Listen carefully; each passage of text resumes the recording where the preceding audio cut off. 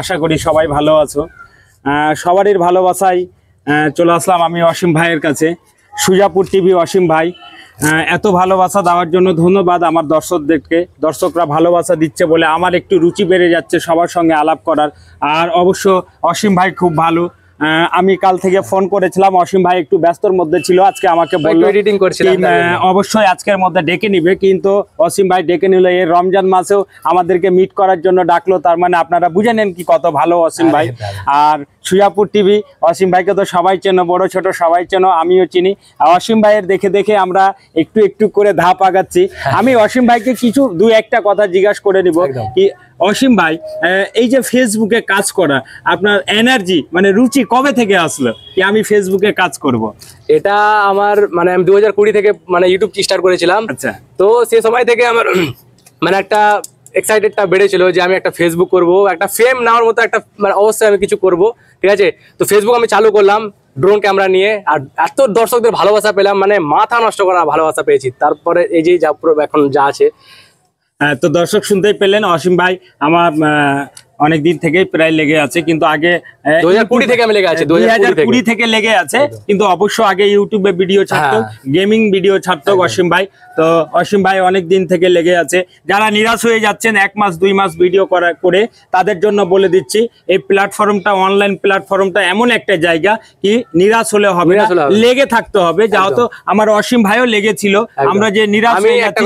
এখানে আমি 9 মাস থেকে আমি ফেসবুক করছি, ইউটিউবটা আমার আগে ছিল, 9 মাস থেকে আমি স্টার্ট করেছি।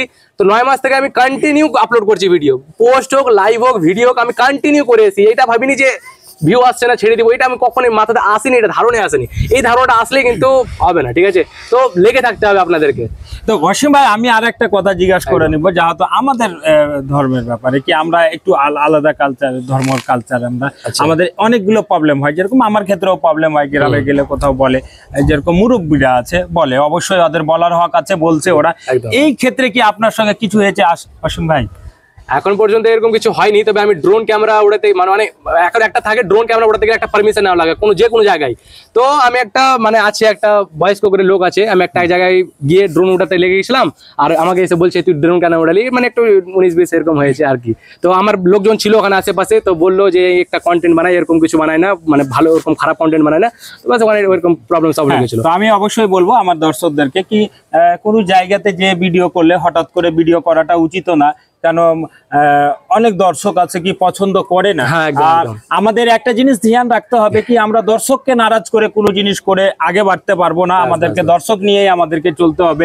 অসীম ভাইকে আমি আরো একটা জিনিস জিজ্ঞাসা করে নিব, 2 নম্বর কোশ্চিন হলো অসীম ভাই ফেসবুক থেকে পেমেন্ট এখন অবধি হয়েছে কিনা, এটা একটু দর্শকদেরকে।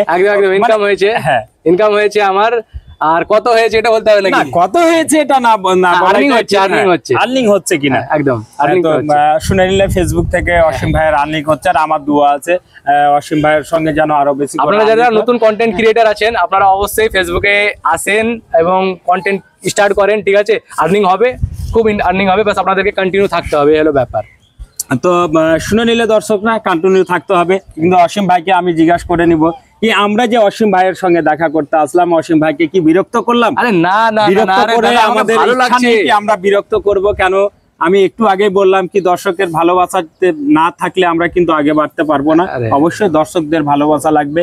কিন্তু অসীমদার কাছে আমি এসেছি, অসীমদার ব্যবহারটা খুব ভালো লাগলো, খুবই ভালো লাগলো।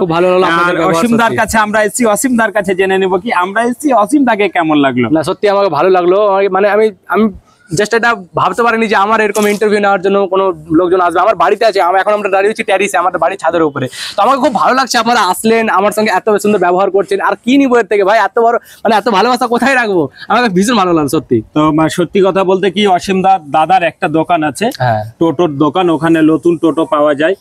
হ্যাঁ, তো আমরা প্রথমে ওইখানে গিয়েছিলাম, অসীমদা যে আমাদেরকে ওইখান থেকে অসীমদার বাড়িতে নিয়ে আসলো, সত্যি খুব আনন্দ হলাম। রোজার দিনেও এত খাটাখাটি করলো দাদা না ভাই, একই ব্যাপার, মানে এখন না সবাই এলোমেলো বন্ধুর মতো, ভাই দাদা সব একই। তো অসীম ভাই আমি বলতে চাই কি আমাদের জন্য একটু চ্যালেঞ্জ। অবশ্যই অবশ্যই আপনার পেজের নামটা একটু সরি মাফ করবেন। সারিউল শেখ। সারিউল শেখ ভাই, আমি আপনাদেরকে অনুরোধ করবো আপনারা যারা যারা আমাকে চিনেন অবশ্যই সারিউল ভাইকে বেশি বেশি করে সাপোর্ট করবেন, কারণ ভাই মানে সত্যি এত সুন্দর ব্যবহার, মানে আমার সঙ্গে এত সুন্দর ব্যবহার করে সত্যি ভীষণ ভালো লাগলো। আপনাদের যদি মানে সারিউল ভাইয়ের কন্টেন্ট ভালো লেগে থাকে তাহলে অবশ্যই আপনারা বেশি বেশি করে লাইক করবেন, শেয়ার করবেন, কারণ আপনাদেরই সব, ঠিক আছে? আপনারা সাপোর্ট করবেন তবে আমরা মানে সারিউল ভাই একটু আগাতে পারবে। তো আপনাদের একটু সহযোগিতা প্রয়োজন, আপনারা বেশি বেশি করে একটু হাত বাড়িয়ে দিবেন, ফলো লাইক শেয়ার একদম ভরে দিবেন। আর আমি দর্শকদেরকে বলতে যাব, আমার যেগুলো পার্সোনাল দর্শক আছে, আমার অসীম ভাইকে অবশ্যই সাপোর্ট করো, অসীম ভাইয়ের সঙ্গে থাকো এবং অসীম ভাইয়ের সঙ্গে সঙ্গে আমারও সঙ্গে থাকো, এটাই একদম, আপনাদের কাছে অনুরোধ। Bye bye bye.